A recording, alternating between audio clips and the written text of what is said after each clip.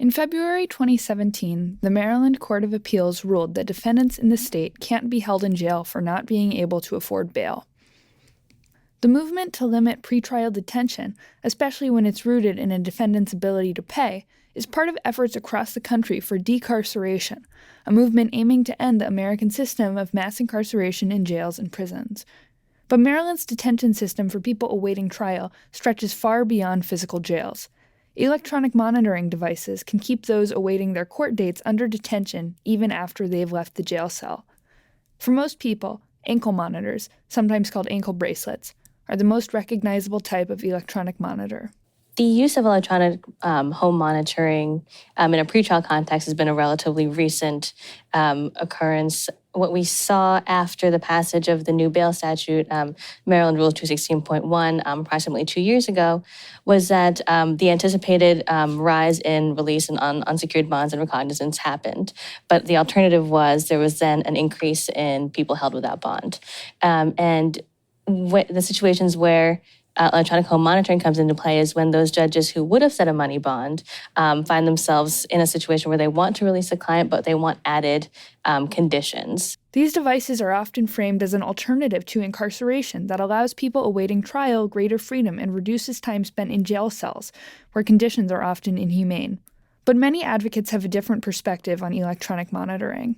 We need to recognize that it's not an alternative to incarceration. It's an alternative form of incarceration. It deprives people of their liberty, and that's the definition of incarceration. Those who are required to wear monitors face restrictions that prevent them from living their lives on their own schedules while they await trial.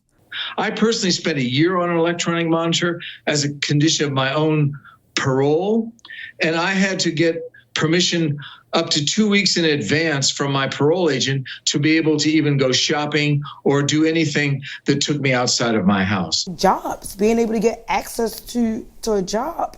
No employer wants to see someone come in their establishment with this big, huge box on their ankle, right? And so even if that person is qualified, there's this stigma associated with having electronic monitoring that, like, you must have done something. I've seen clients lose jobs simply because, the schedule they had when they were detained has changed, and now the court has now ruled that you are only allowed to go to work on these hours, but now there's a different shift, and they lose their job that way. They also make it difficult for many people to care for their families.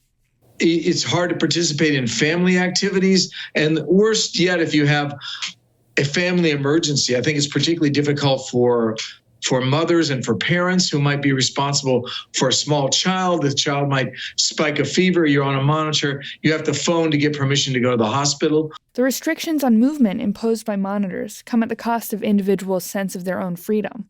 In most instances, you don't really have any rights or entitlements when you're on an electronic monitor. Even when you're in prison, you have entitlements.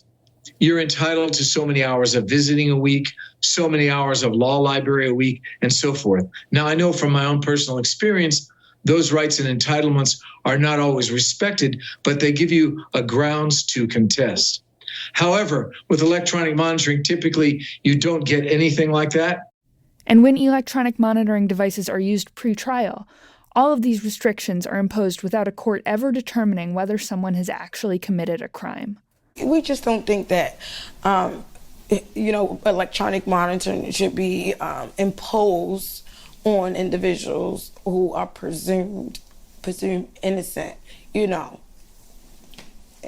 That's just how if you're innocent, then you should be treated as an innocent person until proven guilty.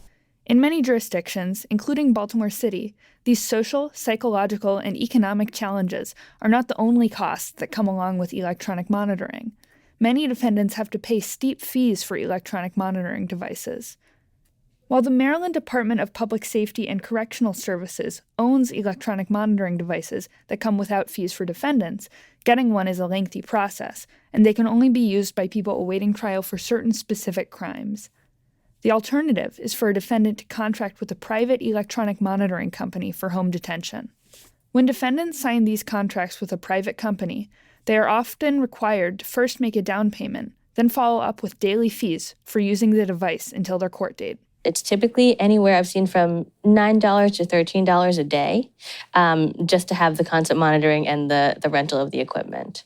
For many, these prices are prohibitive, especially in cases when a court date is pushed back. Some defendants go into crushing debt to make payments to electronic monitoring contractors, as often happens in systems with cash bail. And so you take into account an individual cannot get access to a job because he or she has electronic monitoring, but then there's a cost to be on the monitor. So how do you think folks are going to be able to pay for this? Just as in the case of money bail, people can be punished with jail time for being unable to make payments.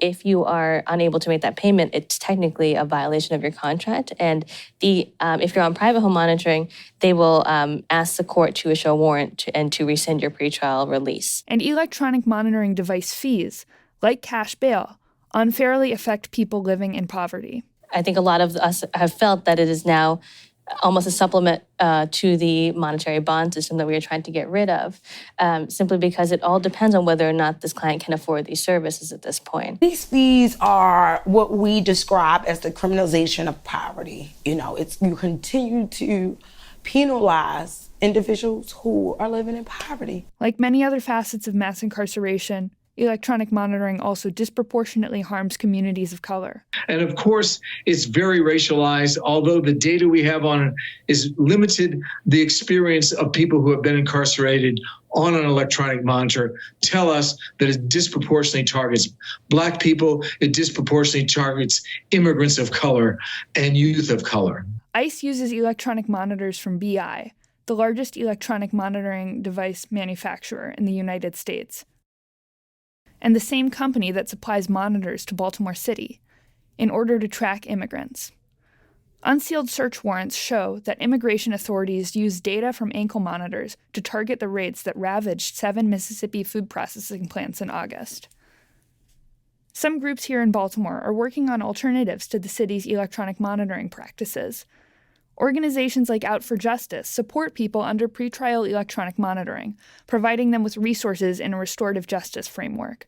We do our very best to get those individuals access to educational opportunities, job opportunities, connecting back with their families, whether we arrange some type of mediation with the family and the person.